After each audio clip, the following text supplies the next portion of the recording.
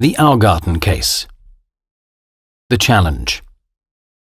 Augarten manufacture is the second oldest China manufactory in Europe, with a well-established 300-year-old traditional product and an image to match. Even though it is a very elegant and traditional brand, its share of mind was more than disappointing, and the corporate image appeared quite dusty. Augarten asked us to come up with a concept to bring back the lost brand awareness, to gain more popularity, and reface its faded image. The solution. Inspired by the rebellious student movement Uni Brent, whose demonstrations were peaking at the time, we decided to run an urban art contest which we artfully named Augarten Brent. The campaign used online tools only. Our first step was to create a graffiti fan page on Facebook, which we called Paint the City. We repeatedly posted relevant urban art content, while gaining acknowledgement within the street art community. Step 2 was making viral videos and distributing them via social media.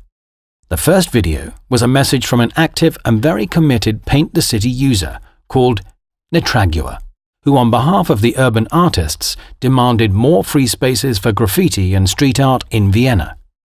In the second video, we filmed a hooded and masked gang of graffiti sprayers breaking in and entering into the Augarten manufactory's premises, and under cover of night, shamelessly tagging the Grand Augarten Palais exhibition spaces.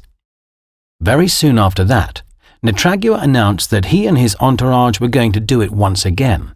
When the subsequent video came out, it featured some most amazing pieces of Viennese street art.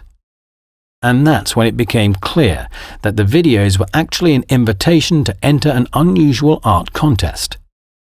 Augarten invited all street artists to participate by showing their personal vision of the brand.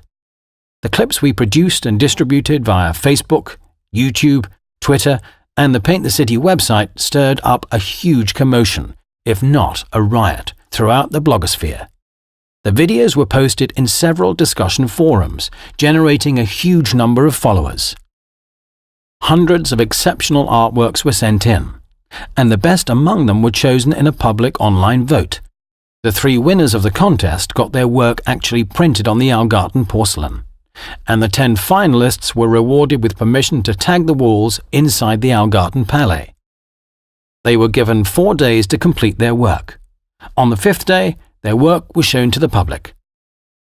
The exhibition ended with a huge hip-hop party, celebrated in Augarten Manufactory by an estimated 1,500 overwhelmed guests.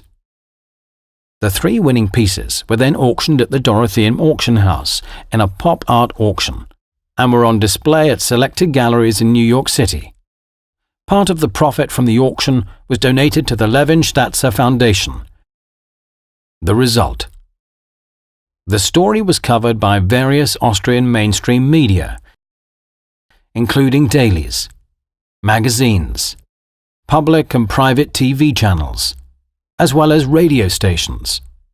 The campaign was cited as one of the 10 best crowdsourcing campaigns in the German-speaking area.